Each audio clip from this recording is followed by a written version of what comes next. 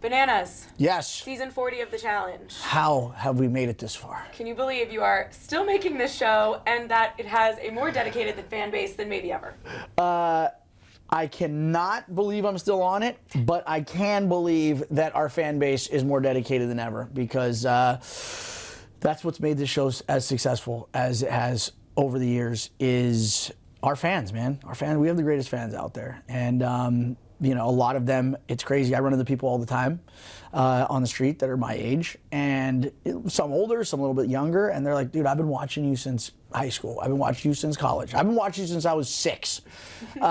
So, yeah, it's really cool that we started, the challenge started the idea of bringing back fan favorites season after season to kind of continue to keep their fans, the fans of those original people, happy over the years. And you know, yeah, they're great. They've been supportive throughout this entire time. They continue to be. There's a look back special ahead of this season 40 era's debut. What moment do people come up and ask you about on the street the most? It's a toss-up between the bananas backpack and the money grab from Sarah. Right. I was on the business end of one of those, and I was on, I think, the right side of the other. So, yeah, I mean, it's not, people don't usually ask me about the backpack situation. They more just will just tweet out GIFs and pictures. I mean, I've gotten so many of those at this point. Yeah. I was just at Barstool Sports, and they continue every time there's some sort of a blowout in a sporting game. Whoever the team that got blown out is always me on the GIF, and then, you know, the team that wins is CT. But I mean, listen, I'm just thrilled to have been a part of 2 of the most iconic moments on the challenge. And yeah, the Sarah thing, obviously a lot of people you know, have their opinions about that. I think as time has gone on, though, a lot of people have kind of understood, like, at the end of the day, as much as it was a pretty vicious thing to do in the moment, you know, as time goes on, they realize, like, just what an epic part of the show that was, and what an iconic moment it was, and we're still here talking about it, you know, 7 years later. Yeah. Was there ever a moment where you were like, oh God, maybe I shouldn't have done that? No. No. Because I went in, I was like, I knew that, you know, the reason I was doing it was, you know, seeking retribution for I feel like a wrong that I needed to right, and I felt like if her and I were going to ever, you know, put things behind us and be friends again, I had to even the score. Yeah. Because the way I saw it was like, wait a minute, she's already gotten the best of me once. All right, she sent me and I got eliminated. Now we're on Rivals, and we've mended the fence, and now we're friends again.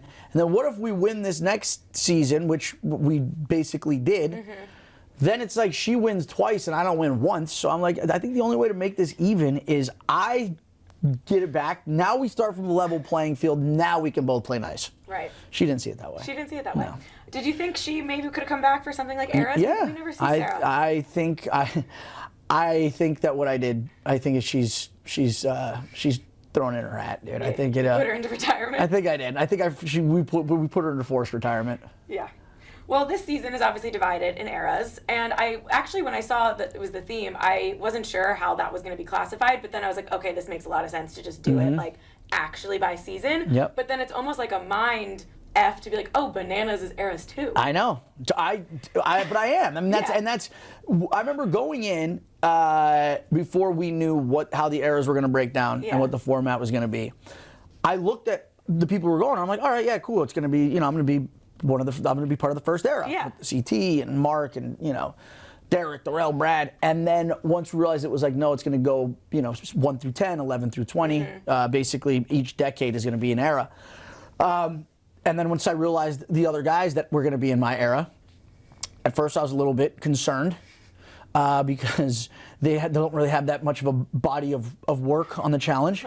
But then once I realized those are the guys I was potentially going to go into eliminations against, it kind of then made me feel a little bit better. Right. Because I looked at Era 1, and I looked at Era 3, and I looked at Era 4, and I saw how stacked those squads were, and, you know, I was actually just happy I didn't have to compete against the females on Era 2 because that Very is fair. literally the Avengers of the challenge. Like when you saw that squad, I mean that's like an Olympic team, dude. Yeah, it so really is. When you were looking at the eras, let's talk about them a little bit. Who did you think was like the most overall stacked era? I mean, on paper, Era 1, but we just didn't know, or I didn't know, listen, Father Time's undefeated. Some of the people from Era 1, it's like, yes, they had you know, their shining moments. But again, I mean, the challenge is a very, you know, you have to stay competitive. You have to stay in shape. You got to take care of yourself. So I just wasn't sure when push came to shove how much, you know, physicality and how much like team camaraderie, like what the balance is gonna be between the two, you know, those two. But I mean, you look at Era 4, you know, with some of the guys. I mean, you have Theo, who is basically an Olympian in the UK. Guy's 6'7", chiseled out of marble. You got Kyland, who's, I mean, probably one of the most well-rounded challengers I've seen in a long time. I mean, the guy's smart, he's athletic, he's hungry. Horacio, basically a professional soccer player, got more gas in the tank than a diesel truck. So I mean, you know, I thought the Era 4 was going to be very good, but then it's like you also have, you know, Era 3, Jordan, you know, Leroy, Tony. So they have a tremendous amount of experience. Devin beat me in a final. So yeah, it was. I knew that there was going to be a very tough uphill battle. Yeah. For Era 2, unless we could just like put the team on our girls and ride them through. You know. Well, what's also so interesting about the challenge, at least the way it feels like, it's you guys know the theme, but you don't always know like how the theme is going to work. So you don't know how much you are a team versus how much you're not a team. Obviously, at some point, it usually becomes individual. How much does that go in? I mean, you have so much challenge history. But are you usually right with your instinct, or are you like, just when you think you got maybe it figured out, then they throw you for a loop? Exactly. So you go in and you know, I mean, we knew we knew it was going to be eras. We don't know how the voting is going to go. We had no idea, okay, as eras, are we going to compete against our own eras, like elimination, or are we going to go into eliminations against other eras? But yeah, as soon as they do that on purpose, though. It's like a cat and mouse game. It's like as soon as they'll leave us like a little bit of like a little breadcrumb, and we'll be like, all right, now we got it figured out. As soon as you start getting comfortable with the format and the way the game's going, it's like curveball. Yeah. And then as soon as you know you get comfortable with then whatever the new format is, it's like plot twist. Yeah. So it really keeps you on your toes, and it is like a. It's a constant like cat and mouse game between us and production. In a way, it's kind of funny. It's like it's almost like a prison inmate. It's like a prison inmate prison guard relationship where we're constantly sitting there trying to like listen, and we're trying to like figure out and put pieces together, and it's like, all right, well, we didn't have a challenge today, and then we heard so and so. So it's like production has to be very careful of what they say, because we're constantly listening to try and get any little bit of information we can to try and figure out the weather. But in the morning they're like, all right, guys, wear compression shorts today. It's like, all right, we're going in the water. Right. Or they give us a strap to put our mics on. It's like, all right, we're gonna be running. So there's little things like that we're always trying to like figure out. But I mean, they've gotten really good at keeping these secrets secret. So. Yeah. Which era has the most drama? Who? Dude, there's drama all. I mean, going in. Yeah. I'd have to say ours, just based on the Laurel and Cara Maria. Yeah. That was exciting. Melodrama. To have that come back so strong, so quick. Oh, it comes back even stronger and quicker. We thought Era 1 was going to be pretty chill, just because they've all known each other for so long. At this point, they're like, they're like a family. Right. I mean, they've been doing this for, I don't know, from the beginning. Yeah.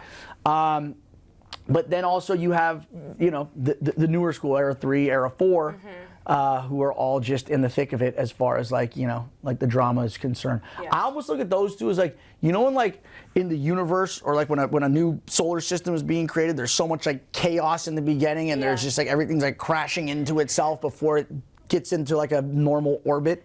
That's what I feel like those two eras. They're still in like the very chaotic formation, whereas you have like era 1 that's, you know, that's been around for a long time. They've learned how to get over things. Yeah. Well, and just to work together, you know? Yeah.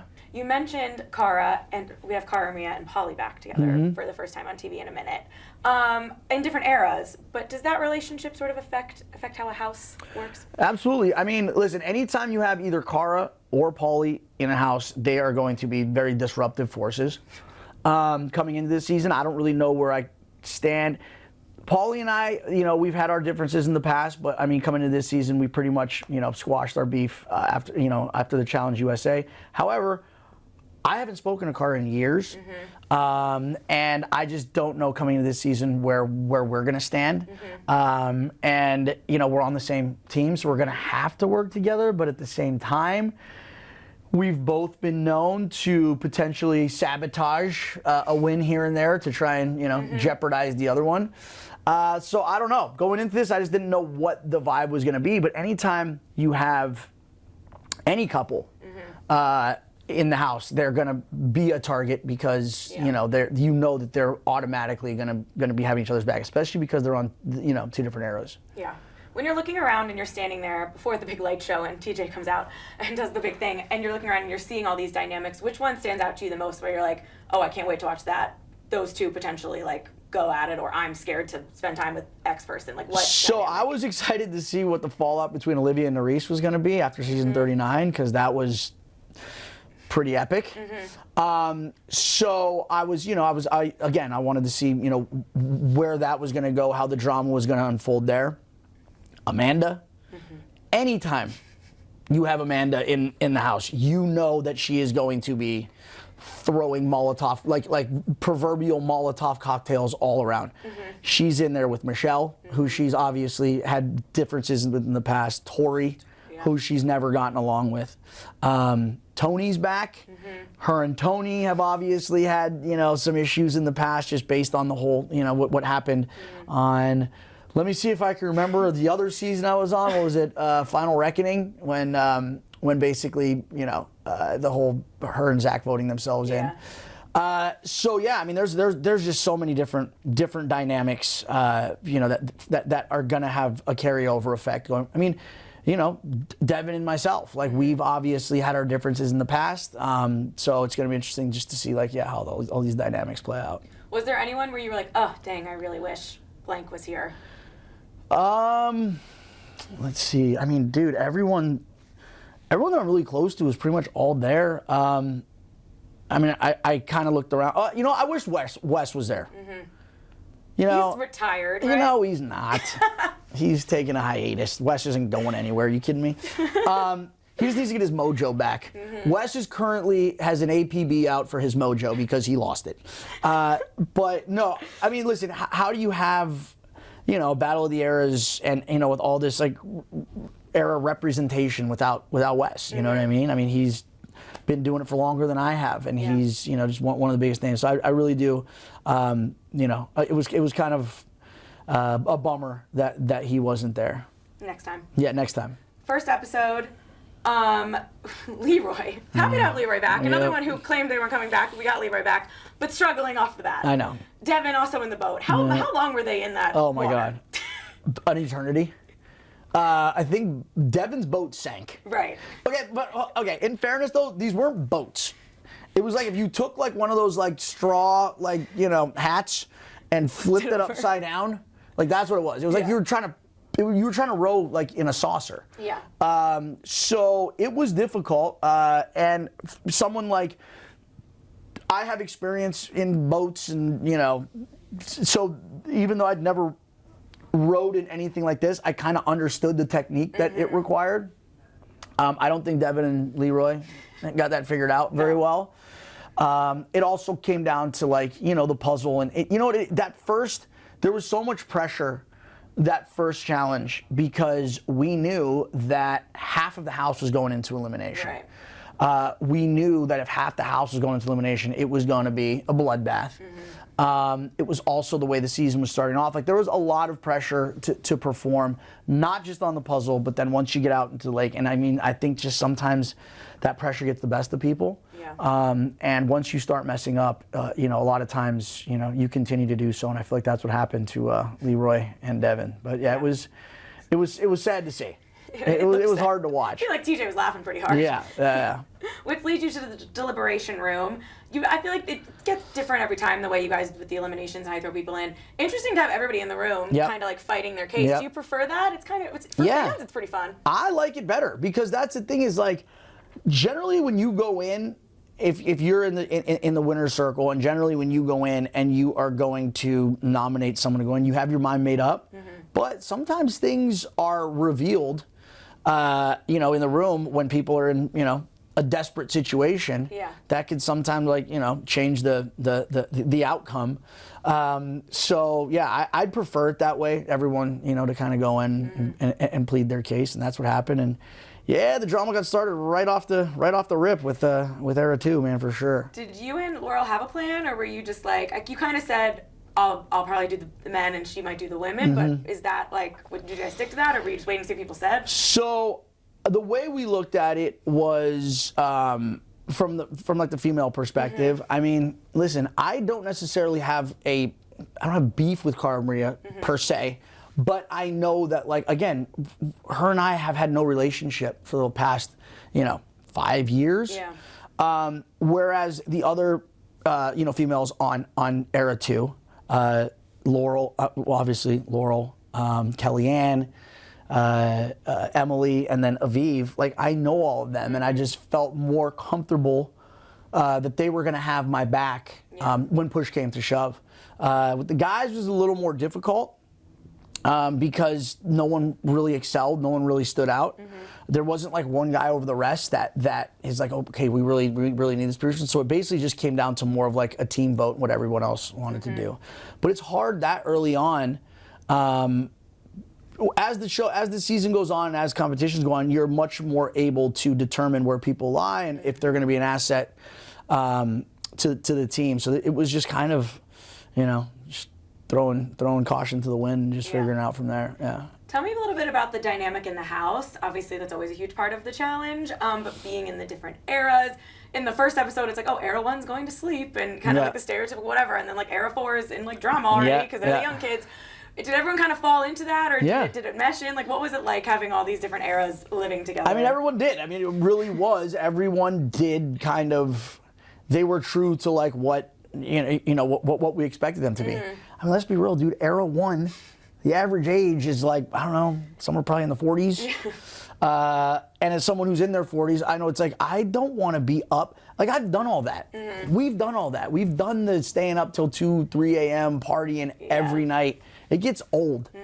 And it's also like you have to think about, well, if we're going to be competing soon, last thing I want to do is like, be hungover. There's no worse place to wake up hungover than in the challenge house. I can't imagine that. But, we don't bounce back the way that we used to either. So you have Era 4 that they don't give a shit. I mean, they're just there to have, they're still in like that, they're still in the party phase. It's like if Era 1 was like, the old married couple, Era 4 is like, the college kids that are still like sowing their oats, right? So that's kind of, so and there was absolutely, it was no surprise that they had drama right away, and they're the ones that were up partying, drinking, hooking up, doing all that. So someone's got to do that. Someone's got to do it.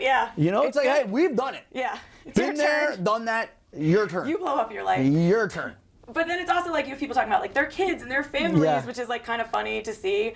And then they drop the ex-wives and divorces. Right, some that we know from the challenge family. Listening to Brad, Derek, and CT all sitting there talking about their divorces and their ex-wives. Mark too, because Mark, but just listen to these guys like sitting there all talking about like, how miserable divorce was, and they're looking at me like, dude, don't ever get married. I'm like, guys, I don't plan on doing it anytime soon. I have to listen to the conversation you guys have had. Oh my God. And that's the thing. But then you have era 4 that they're all just, I mean, they're what they're doing and what they're concerned about is just completely different. Yeah. They bring up, you get $1 million for this prize money, more than your average challenge season. But then you also almost have people then trying to sell it like, well, I have a family, so does that sympathy, does any of that work? Never. No, because this is not, we're all here for the same thing, okay? Like, it's not, it's either I have a family or it's like I got a kid on the way. Yeah. That doesn't work anymore though now because so many people in the challenge have kids now. Yeah. You almost can't use that. Right. I almost was like, wait, maybe I should start saying because I don't have a kid. Yeah. I'm the one that you guys should, because what if I have one day? Right. I need to start a college fund now. Yeah. It's just funny because it's like, I feel like people are always going to use it. Like, I need to start a new business. And you're like, well, same. Yeah. Like, I don't care. But for you, is it everyone like, okay, you've won enough of these? Like, yes. No sympathy for 100%. Never. Yeah. No, like the Rolling Stones song, there's no sympathy for the devil. No. But I know that going in. I know that, but you don't need it. I don't need it. I don't want it. I almost feel like, I actually said this yesterday. I did an interview yesterday. Me and TJ were kind of talking about it as like, competitors. And I'm like, the day that I know it's time to like hang it up, the day I know it's time to walk away is when people either start feeling sympathy for me or start cheering me on. Okay. If I ever do an elimination or a challenge and the cast is clapping and rooting for me, I know that I'm no longer a threat. And I know now that like there's no longer any fear there because that's how you know. It's almost like when they start cheering for you, it's like, okay, it's time. Okay, it's time to go. Have you had these thoughts with yourself? Like, oh yeah. Before we started, you were like, sometimes I'm a few weeks into this going, I can't believe I'm doing this again. But then here you are. Yeah. Well, but you know what? Yes. But I know it's almost like, like like any experience that you have that when you're like in the thick of it, I guess it would be like if running a marathon or doing something where when you're in the thick of it, it's so miserable. Yeah. But then once it's over, being able to look back and see like what you accomplished and how far you've come and how good you feel after that, and then getting to kind of watch the fruits of your labors like pay off, that's what makes it all worth it. Yeah. So, I mean, I'm not gonna lie, like these shows are absolutely mind-numbingly difficult from a mental, emotional, strategic standpoint. They drain you. Yeah. They're soul draining. But I know it's almost like, as the adage goes, this too shall pass. So no matter how bad it gets, no matter how bad it is, that there's light at the end of the tunnel. It's almost like you know what it is? It's almost like being in a bad relationship that ends, and all you can think about when it's over is like how sad you are. Like glamorize the good times. Yes, but then after a while, once you've like gotten over it, you're just like, what was I so upset about? So that's how I look at it. I look at the challenge as a 18-year-long emotionally abusive relationship that I keep by far a relationship that I continue to go back to.